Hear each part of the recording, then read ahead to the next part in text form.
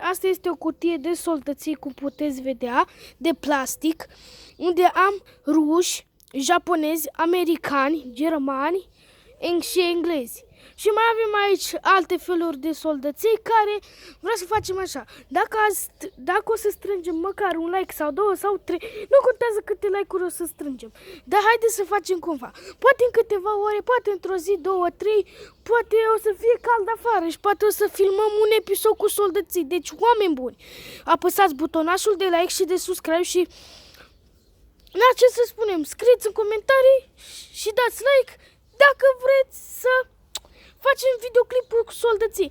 Și o să vreau să facem anul 1944, eliberarea Parisului, și scrieți în comentarii ce va fi. Oare vă întrebați ce soldați o să fiu? Deci germani, americani și englezi. Englezii nu o să cam arăt, încă nu o să arăt, dar o să arăt americani și germani și poate mai la sfârșit arăt englezi.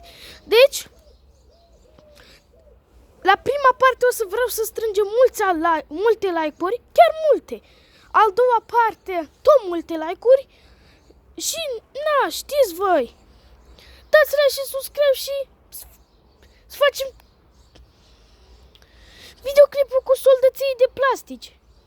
Scrieți în comentarii care sunt soldații voștri de plastici preferați. Scrieți în comentarii mai jos.